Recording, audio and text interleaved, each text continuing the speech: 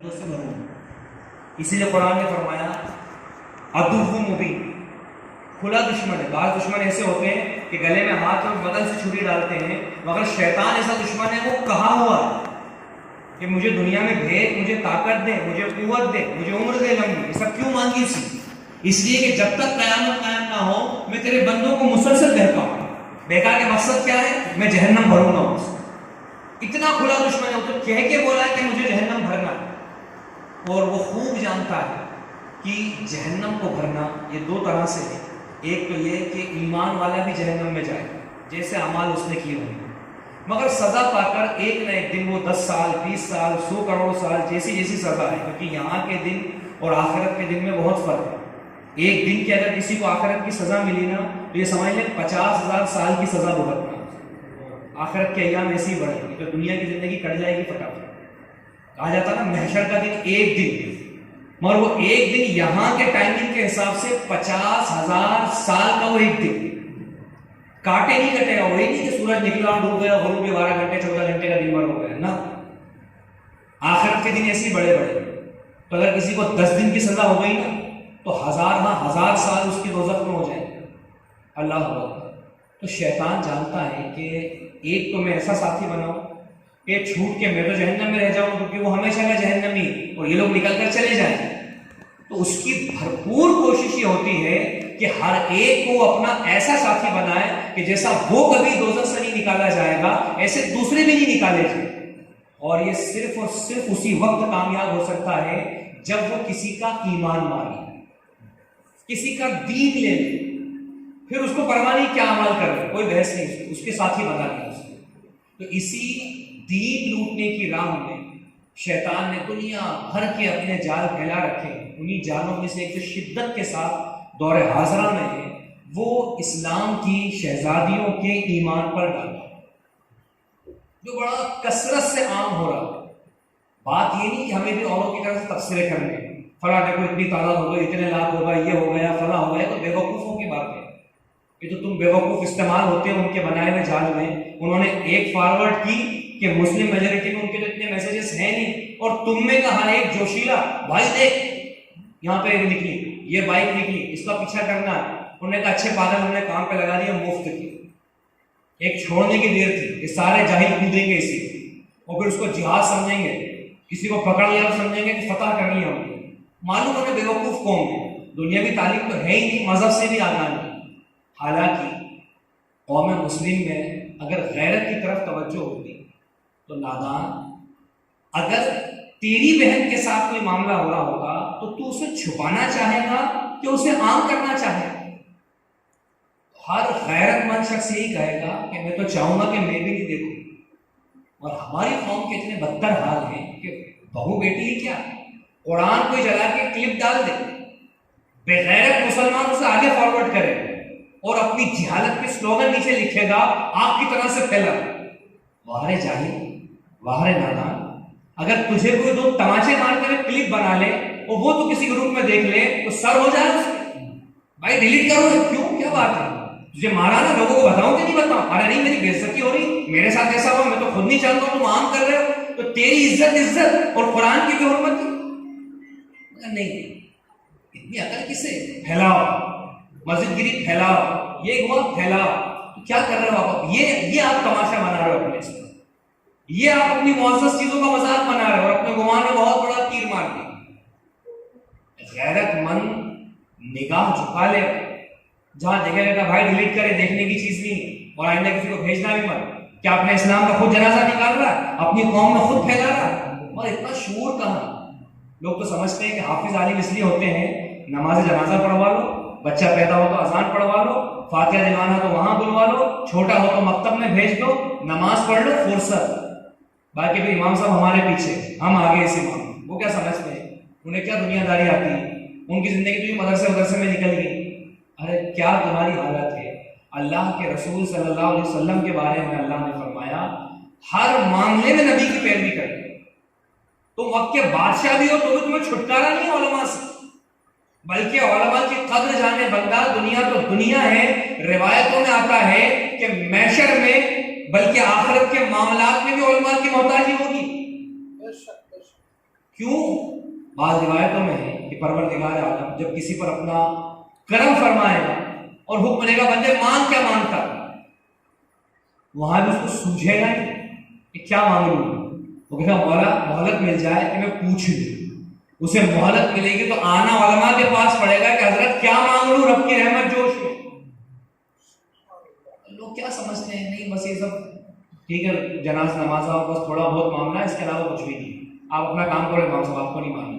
ठीक है भाई, आपको ज्यादा मालूम, हुक्म तो आपको भी था कि नबी के दीन पर चले, तो क्यों नहीं बंदा अपनी हर चीज को उलमा से पूछता कि हम करने ये जा रहे हैं, ये बता दीजिए आप रसूलुल्लाह के दीन के वारिस हैं, नाइबान रसूल आप ही को कहा गया है, खौफ वाला बंदा कुरान ने आप ही को कहा है, हम बाद में अपनी अटकल लड़ाएंगे, पहले दीनी हवाले से बता दीजिए सही है कि नहीं। और इतनी किसी को नहीं पड़ी, और यही आज मुसलमानों की पस्ती की वजह है। तो हम ये बहस नहीं करेंगे कि क्या फैलाना क्या करना, हम वजह पर गुफ्तगू करेंगे आखिर ऐसा क्यों हो रहा है, क्योंकि हर चीज की कोई वजह होती है। एक बच्ची अपना घर, अपने माँ बाप, अपने रिश्तेदार, दोस्त, अजीज सब कुछ छोड़ दे, तो औरतें तो वैसी कम हिम्मत कहलाती हैं, औरतें तो वैसी कमजोर कहलाती हैं। इतनी हिम्मत इनमें कहां से पैदा होगी? जवान बच्चा भी सोचता है बाप के पास अगर पैसा है छोड़ के जाऊंगा तो भाई पूरी जिंदगी कमा नहीं पाऊंगा, इन्हीं के हाथ पांव जोड़ के रह लूंगी। जवानों में जज्बात ठंडे हैं, ये बच्चियों में कहां से आ जाए? तो जो कसरत से उलमा के पास बातें आई, उनमें जो बातें सरे फहरिस्त है, उनमें मैक्सिमम ये आई कि बच्ची रिश्ते नहीं हो रहे। मैं ये नहीं कहता, बहुत से हैं आवारा मिजाज जिनके माँ बाप उनसे ज्यादा आवारा है, कुछ अगर इत्तला देंगे कि भाई ऐसा हो रहा, अरे जाने तुम हमारे बच्चे पे नजर रख रहे हो, हमें सब भरोसा है। खैर वो अल्लाह के यहाँ औलाद और औलाद को माँ बाप सब एक दूसरे को जवाब देंगे, मगर सब ऐसे नहीं है। कई एक को हालात ने ऐसा मजबूर किया, कई एक को मुस्लिम कौम के लड़कों ने ऐसा मजबूर किया। और माजरत के साथ मेरी माएँ बहनें सुन रही हैं कि जब एक लड़की के साथ इज्जत से लेकर जान तक के खिलवाड़ होते हैं, और आज जो कितना बुरा और जो सड़ा मुंह बना बनाकर उस पर अफसोस जाहिर करती हैं, कहीं ना कहीं कौम की बूढ़ी औरतें भी इसमें जिम्मेदार। अर्ज करूंगा कैसे? अगर बेटा ख्वाहिश करे कि फला बच्ची सीरत में अच्छी है, या किसी ने बता दिया कि भाई घर निभा ले, तो जब तक माँ हाँ ना कर दे, बहन हाँ ना कर दे, बच्ची सिलेक्ट हो ही नहीं सकती। लड़का तो बाद में जाएगा, खाला, फूफी, माँ, बहन, और जो कमी बहन में होगी यहां चलेगी, लाने वाली इसको उसमें नहीं चाहिए। भाई भी काला है, बहन भी काली है, लड़की काली नहीं चाहिए। उसने तो देखा ही नहीं, यही लोग रिजेक्ट करके आते हैं। क्यों बहन, तू भी तो लड़की थी ना, क्यों माँ तू भी तो लड़की थी ना, क्यों खाला तू भी तो लड़की थी ना, आज तो जिसको रिजेक्ट करके आई वो भी लड़की। मगर यहां औरतों के जज्बात जैसे कि मुर्गा हो जाते हैं, कोई मतलब नहीं है औरतों को कि हम क्या करके आ रहे हैं, हाँ बोल देना क्या है काली, उसमें क्या है, और देख भागते हैं। और जब यही मामला अपनी औलाद के साथ होता कि बहन के इतने सारे रिश्ते आए, कोई हानि कर रहा है, तो वह सजा सजा के बोलेंगे भाई क्या हो गया, काली है तो काले तो अल्लाह के प्यारे होते हैं। वह अपनी बेटी को जचाने के लिए अब तो औरों के सामने ही जुमले बोली, तुम तो सीरत देखो बच्ची की बिल्कुल ऐसी ये है वो है। और जब यही चीजें सामने वाली बच्ची के माँ बाप बोल रहे थे तो तू सुनी कर दी थी, चेहरा देख के कैंसिल कर चुके थे। क्योंकि बापों के भी डिसीजन कम होते हैं इसमें जनरली जो हाना होता है ना, यस नो, भाई वो लोग क्या देखते हैं, खानदान देखते हैं, घर परिवार, कमाना करना, अपने लेवल के कि मर्दों का काम खत्म हो जाता है मैक्सिमम, सारा फाइनल लेडी से करते, रंग रूप क्या आता है क्या नहीं आता है, पास करना फेल करना सब ये करके आते हैं। तो अब आप ही उस बच्ची को इस कदर रद्द करके आओगी तो कहीं ना कहीं आप भी तो जिम्मेदार ठहरेंगे। नौबत की होती है कि एक बच्ची अगर घर में आ गई, बेटा उसको खुश रख रहा हो, याद रखे मर्द बीवी के साथ रसूलुल्लाह फरमाते हैं कि मैं तुम में सबसे बेहतर सुलूक करने वाला हूं। आज पर एक एक शादी नहीं निभ पाती। मेरे आका करीम अलैहिस्सलातु व तस्लीम ने कितने निकाह किए, उम्महातुल मोमिनीन के हुजरात करीब करीब में होते थे, हर एक के पास नबी करीम तशरीफ ले जाते थे, मगर मजाल कि किसी उम्महातुल मोमिनीन को कोई शिकायत, क्या अखलाक और किरदार हुजूर ने पेश किए होंगे। तो मर्दों को चाहिए कि मर्दानगी सिर्फ हुक्म नहीं कि और शोहर हाकिम, शोहर हाकिम है तो बीवी की भी हक है तुझे, और तो अपने आका से मोहब्बत करता तो तेरे आका ने तुझे क्या फरमाया कि बेहतर सलूक कर उसके साथ, मारपीट मत कर उसके साथ, खुसूसियत के साथ चेहरे पे हरगिज मत मारना, मगर यहाँ गाली बकने से कम में तो बात ही शुरू नहीं होती। अल्लाह तेरी बात। नबी कौनैन सल्लल्लाहु अलैहि वसल्लम के मुबारक दीन पर कोई बच्चा अगर अमल करता है, चलो ठीक है भाई, जो भी मैं सह लूंगा, अब उसकी जंग शुरू होती माँ से, माजरत के साथ मगर हकीकत, क्योंकि जो बोओगे वो काटोगे। अब माँ देख मेरा नहीं सुन रही, अगर बेचारे उस बच्चे ने माँ को गलत देखते हुए बीवी का साथ दे दिया पर तो खैरियत नहीं, बदल गया, रंग बदल गए तेरे, शादी होते से ही अभी से उसकी बोली बोलने लगा, वो बेचारा चक्की के पार्ट की तरह से पिसता है माँ और बीवी के बीच। अगर वो उसे कुछ खाने को ला दे, अच्छा मन कमरे में अपना अपना ले जाके खा रहे हैं, पता नहीं चल रहा, अभी तो ये बाद में अलग कर लेगी, वारी माँ, वो जिसे खुश रखा था, तू भी तो औरत है, वो भी तो औरत जाती थी, खुश होना चाहिए कि मैंने अपने बेटे को अखलाक और किरदार दिए कि किसी की बच्ची को लाके निभा रहा, खुश रख रहा, मगर नहीं, यहाँ माँ तड़प जाएगी, ऐसा कैसे कर रहा।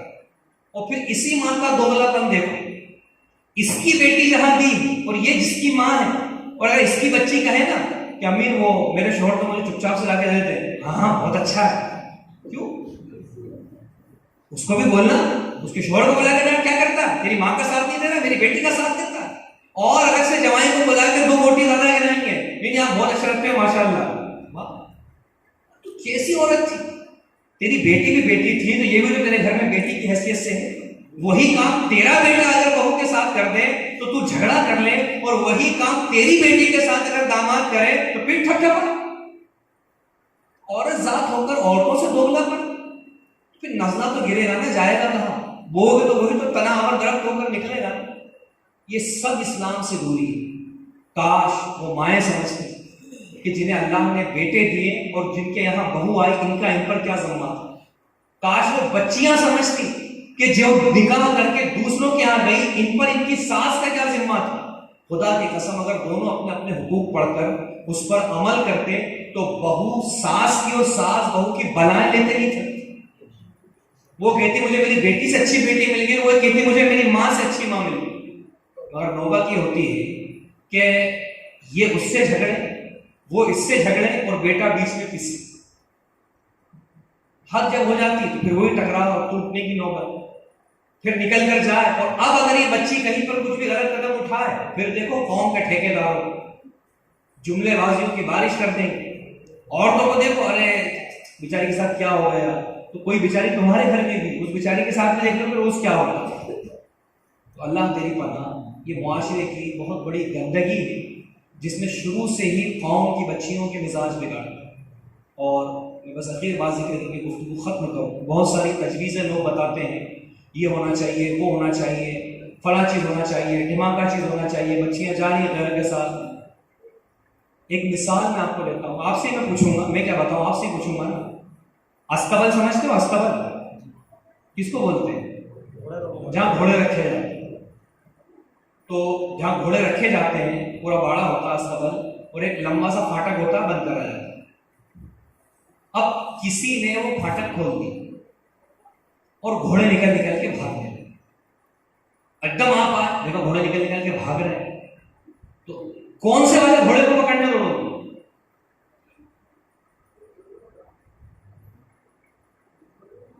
कौन से घोड़े को पकड़ने दौड़ोगे?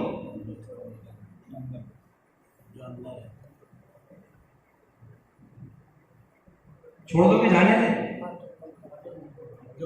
तो हर अक्लमंद कहेगा कि अगर घोड़ा पकड़ने दौड़ेंगे ना, तो एक पकड़ के लाइन ही नहीं, 4 निकल जाएंगे। हाँ, कोई नादान तो लग सकता है, जैसे लगता है ना गाड़ी का नंबर ये है, फला जगह लोकेशन आ रही, ये आ रही, वो आ रही, वो भागते हुए घोड़े पकड़ रहे और पहुंच के फिर लात ही मिलती होंगी। जिन्होंने करा उनको खूब तजर्बा नौजवान, बहुत सारे हमारे पास भी आते हैं। अक्लमंद क्या करेगा, बोला भाई अस्पताल का गेट बंद करो, जो गए उनको पकड़ेंगे, बाद में जो है वो तो नहीं भाग जाए। कितना फौरन, मेरे बताने की जरूरत नहीं है, भले आप नहीं बोल पाए, बाकी आपके दिमाग ने जवाब दिया। अब जो भाग रहे थे पकड़ने, हो सकता है अल्लाह करे वो भी वापस आके जाके दरवाजा बंद करने में लग जाए। तो गोया बिना तशबीह व तमसील एक मिसाल थी बताने के लिए जो आज तुम्हारे पास कौम की छोटी बच्चियां हैं वो तुम्हारा सरमाया है। जो बड़ी हो गई, जिसे दुनियावी तालीम दे दी, जिसके मिजाज में जर्रा बराबर मजहब रचाया बसाया नहीं था, अब वहां तुम सर फोड़ोगे तो सर फूट जाएगा, मामला हल नहीं होगा, अल्लाह की तौफीक। मगर आज जो छोटी बच्चियां हैं जिन्हें माएँ बिल्कुल उड़ियां तैयार कर करके, 8-8 साल की बच्ची, 9-9 साल की बच्चियां लिपस्टिक से होठ भरे हैं, हाफ आस्तीन है, पूरी चमक लगी हुई है, यहाँ ये है, ये पॉन्डिटोल, ये तुम्हारी परवरिश आगे यही भागी, माजरत के साथ आगे यही भागी, क्योंकि ये आजादी से बड़ी हुई है। अब वो चाहेंगे कि शोहर के साथ बुरके में रहूं, अब वो चाहेंगे सास की 4 बातें सुनूं, मेरे घर में ऐश से पली हूं मैं, तो घर वाले तो पूरी उम्र बिठाएंगे नहीं, फिर अगला ऐश जहां मिलेगा चल देंगे हम। ये आप पौधे तैयार कर रहे हो। माओ को मैं खुश हूं कि भाई इस्लाम ने बताया बच्ची का पहला मदरसा मां, बच्चे का पहला मां। आदमी तो काम पे चला जाएगा, सुबह जाएगा शाम को आएगा, हर वक्त औलाद मां के पास रहती है। इसीलिए फरमाया लोगों ने अच्छा रिश्ता देखना हो तो पहले मां की मालूमात कर। मां अच्छी है तो मुमकिन है बेटी में अखलाक आएंगे, और जब मां ही अगर 4 कदम आगे है तो बेटी का फिर क्या पूछे, इल्ला माशाअल्लाह इसके खिलाफ भी हो सकता है। ये जो आज सरमाया आप तैयार कर रहे हो, माँ बेटी के साथ बैठ के टीवी पे गाने और डांस देखती, वो बच्ची क्या जाने, उसने सामने किरदार देखा वैसा वो मटकने लगी, माँ ने दांत निकाल के हंसे, 4 औरतें और हंस, देख तो सही कैसा नाच रही इतनी सी। आगे जब वो नाच नचाएगी ना तब तुम देखना कि इमाम साहब ताबीज बना दो, तो इतने लंबे ताबीज तुमने बना के तैयार करा, उसने कहा इमाम साहब का नहीं चलेगा, उसका तुम्हारा चला हुआ हाल है। ये बहुत बड़ी कमी हमारे यहाँ अभी भी। काश इन बच्चियों को आज सैयदा फातिमा की सीरत बताई जाती, आज इन्हें मजहब इस्लाम की अहमियत बताई जाती, इन्हें बताया जाता कि बेटी ईमान से बढ़कर कुछ नहीं, तुझे क्या मिलेगा गैर क्या, ऐश आराम बेपर्दगी, कितने दिन की कोई टाइम है ना उसका दिन, मुद्दत से ज्यादा जी नहीं सकता मरना, बुढ़ापा कोई रोक नहीं सकता आना, जिस्म कोई रोक नहीं सकता ढलना, क्या है इसमें। अगर उन्हें अकाबरीन सालिहात की सीरत सुनाई जाती। एक मौका वो भी था जब मकाम अजनाबीन में रूमी फौजें मैदान में निकल आई थी, इधर मुजाहिदीन इराक के किले का मुहासरा किए हुए थे। जब वहां रूमी फौजें अजनाबीन में जमा होने लगी, इस्लामी मुजाहिदीन ने इरादा किया फौज वहीं जमा कर लो, किले का मुहासरा छोड़ा, 1000 को छोड़कर बाकी सब वहां जमा होने लगे। किले की दीवार से जो रूमी फौजें देख रही थी वो खुश हो गए, चलो मुसलमान जाने लगे, सिर्फ 1000 का रास्ता बचा है, 16,000 लोग इन पर टूट पड़े, 6,000 इनसे मुकाबला करने लगे और 10,000 ने बच्चों और इस्लामी खवातीन और सामान पर कब्जा किया। अब ये औरतें पूरी पूरी जालिम रूमी लश्कर के जो है कि नरदे में, अब इज्जत तो इनको बचानी थी, बोल देती कि ठीक है भाई जान से बढ़ के कुछ थोड़ी है, लूट लो इज्जत जो करना कर लो, और कुर्बान जाए वो इस्लाम की शहजादियां जो 10,000 दुश्मनों के नरगे में है, एक खैमे में डाल दी गई हैं। उन्हीं में खातून हजरत ज़रार बिन अज़वर की बहन हजरत खौला बिन अज़वर, वो कहती है इस्लाम की शहजादियों क्या हुआ तुम्हें, कहां तुम्हारी गैरत चली गई, तुम अल्लाह की मानने वाली हो, तुम्हारी इज्जतें दूसरों के खेलने के लिए नहीं है। उन्होंने अर्ज किया कि हम क्या करें, हम औरतें हैं, हम निहत्थी हैं। उन्होंने गैरत को झंझोड़ा कि तुम अल्लाह की बंदियां हो, और अल्लाह की बंदी अगर खुदा का नाम ले तो वो भी अल्लाह की शेरनी हो जाती है। तुम्हारे पास कुछ नहीं तो ये खैमे की लकड़ियां तो है, क्या तुम इसको गवारा करोगी कि रूमी लश्करों की रखेवालियां बन के रह जाओ, या इसको गवारा करोगी कि अपनी इज्जत और ईमान की हिफाजत में अल्लाह की बारगाह की शहीदा हो जाओ। ये कहा और लकड़ियां ले ली। हजरत खौला सबसे आगे बढ़ी, एक जालिम रूमी ने बढ़कर रोकना चाहा, हजरत खौला बिन अज़वर ने इतने कस के उसके सर पे हाथ मारा, उसका सर फट गया, जमीन पर गिरा। बस क्या था, उन इस्लाम की शहजादियों को जज्बा आया, लकड़ियों से वो तलवार लिए रूमियों का मुकाबला कर रहे। और जब औरतों ने अपनी इज्जत बचाने की ठानी, ये इस्लामी माँ बहनों की इज्जत दूसरों के खेलने के लिए नहीं है, जान तो दे सकते हैं, आबरू नहीं दे सकते हैं, तो फिर अल्लाह ने ऐसी मदद की कि वो रूमी लश्कर जो 6,000 थे और इधर मुसलमान मुजाहिद 1,000 थे, अल्लाह के फल से उन्हें 1,000 ने 5,900 को कत्ल कर दिया। कितनी देर में, जितनी देर में औरतें रूमियों से जंग कर रही हैं, इन औरतों ने लकड़ियों से 30 रूमियों को फिरना की, यहां तक कि वो इस्लामी मुजाहिदीन अल्लाह की मदद बनकर वापस आए। किसी एक बेटी की इज्जत से भी कोई खेल नहीं पाया। उनका आज़म क्या था कि इस्लाम में मोमिना के लिए क्या है, उसका ईमान और उसकी आबरू, यही दो चीज तो है, उसके लिए है क्या और सरमाया उसके पास। तो इज्जतें भी इस्लामी खवातीन ने बचाई, आबरूएं तो उन्होंने बचाई। और जब बात दीन इस्लाम के आगे है ना, तो खुदा की कसम ये बातें औरतें यहाँ से भी सुने और दिल में बसाने की कोशिश करें कि मजहब इस्लाम में सबसे पहला खून दीन इस्लाम के लिए अगर किसी का सरजमीन पर गिरा है तो वो भी एक औरत का खून था। औरत भी कौन? हजरत अम्मार बिन यासिर रदी अल्लाह तआला की वालिदा हजरत सुमैया रदी अल्लाह, यही मजहब इस्लाम की पहली शहीदा। और ये भी लुत्फ़ो करम की बात है, औरतें क्या जाने कि उनका इस्लाम में क्या मकाम है। गैरों ने जो टीवी चैनल डिबेट पे खाली बुरखे के नाम पे अगवा किया, औरतों को भी लगा इतनी गर्मी हमें बुरका पहना दिया, इतनी गर्मी इस्लाम में बस हम ही पर्दा कर दिया। अरे नादान खवातीन इस्लाम, तुम कभी तालीम दीन सीखती, जिस तरह से औरतों पर पर्दा है उसी तरह से मर्दों पर पर्दा। तुम गैरों के चैनलों से डिबेट से इस्लाम सीखती, कभी कुरान पढ़ा होता और रमजान में जिसे पढ़ती हो, कभी तर्जमे से पढ़ा होता, सूरह नूर वगैरह की आयतें पढ़ी होती। अल्लाह ताला पहले मर्दों से पर्दे का हुक्म फरमाता है, कुल लिल मोमिनीना, महबूब मुसलमान मर्दों को हुक्म कर दो कि अपनी निगाह नीचे रखें, अपनी शर्मगाहों की हिफाजत करें। उसके बाद है लिल मोमिनात, अब मुसलमान औरतों से भी कहें। अगर पर्दे की बात की जाए ना, बराबर का पर्दा मर्द औरत दोनों के लिए, सिर्फ फर्क लिबास का है कि औरत के लिए लिबास भी किया है और मर्द के लिए वो लिबास नहीं। और जाहिर सी बात है, अकली बात है कि मर्द को काम पे जाना है, किसी को लकड़ियां व गट्ठर काटना है, किसी को दीवारें तामीर करनी है, किसी का क्या काम है, तुम्हारे अखराजात उठाने हैं, तो तुम्हें तो घर की चार दीवारी में पर्दा करना है, वो भी सिर्फ गैर महरम से, महरम से नहीं। बाप से औरत का पर्दा नहीं है, भाई से नहीं है, सगे जो है कि चचा से नहीं है, लड़के का उसकी सगी खाला से नहीं है, फूफी से नहीं है, तो इन लोगों से तो वैसे भी पर्दा नहीं तुम्हारा, रह सकती है नॉर्मल तरीके से। गैर महरम जिससे तुम्हारा निकाह हो सकता है बस उससे पर्दा है, तो तुम्हें 24 घंटे में एक बार भी जल्दी जरूरत नहीं पड़ती बाहर निकलने की, तो तुम्हें पर्दे के अहकाम दे, कहीं जाओ आओ तो पर्दा कर लो। और मर्दों के लिए क्या फरमाया? निगाह नीचे रखो। सड़क पे जाते हो, काम धंधे पे जाते हो, कहीं भी जाते हो, निगाह नीचे रखो। चलने फिरने में एक आध निगाह किसी पे पड़ गई, माफ है, अगली निगाह उठाओगे, अल्लाह गरम गरम सीसा पिघला के तुम्हारी आंखों में डाले। और आज जो लड़कियां या माएँ या माँ बाप दुनियादार ढूंढते हैं ना, फलाने हीरो जैसा मिल जाए, लात भी फिर वैसी पड़ती। और जो लड़कों के लिए लड़कियां ढूंढते हैं ना, फलानी हीरोइन जैसी मिल जाए, फिर वही चुड़ैल लगने लगती है थोड़े टाइम। काश लड़का इस्लामी ढूंढा जाता, उससे गैरत होती, वो जानता तलाक कितनी बुरी चीज है, जायज चीजों में सबसे ज्यादा नापसंदीदा चीज है।